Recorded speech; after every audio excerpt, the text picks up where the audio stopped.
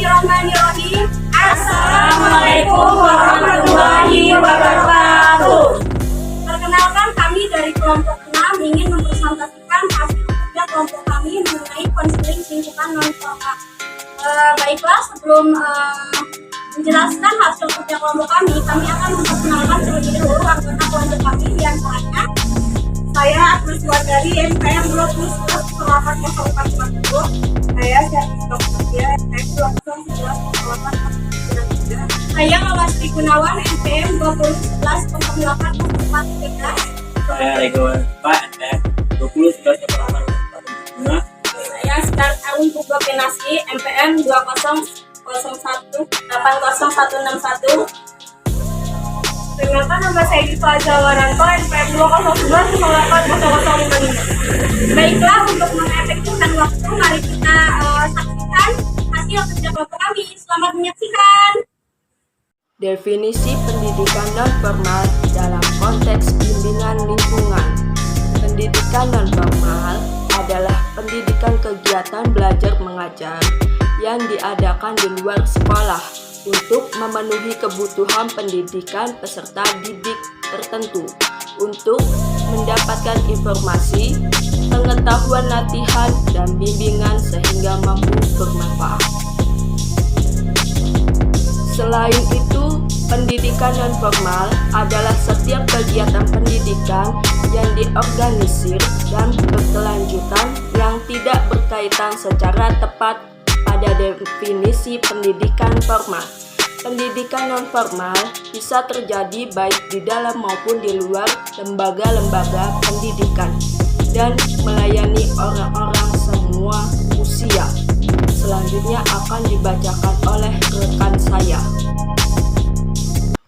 Baik, di sini saya akan melanjutkan materi yang sudah dijelaskan oleh rekan saya. Ini ada bagian B. Di bagian B, tujuan bimbingan dan konseling pada satuan jalur pendidikan non-formal.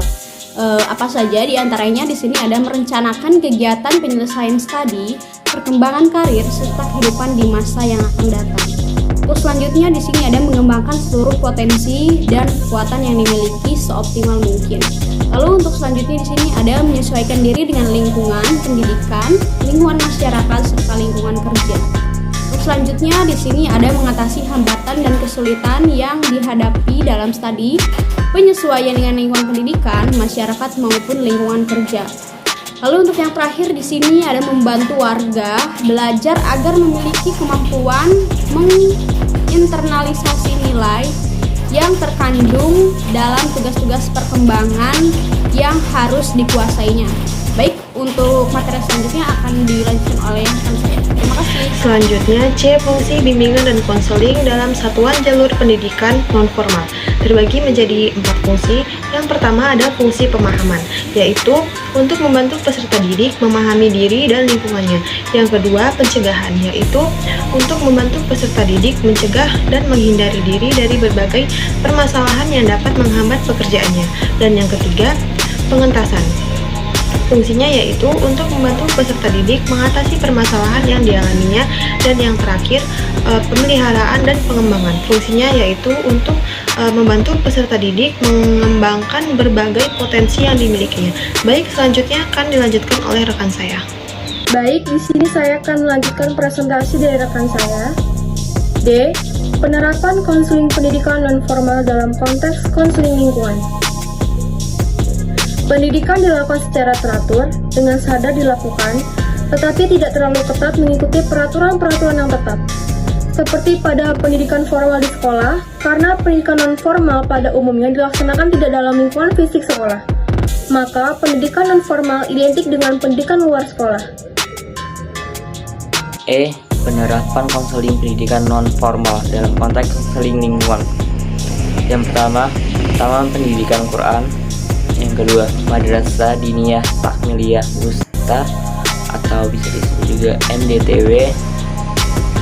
Dan yang terakhir, pendidikan anak usia dini.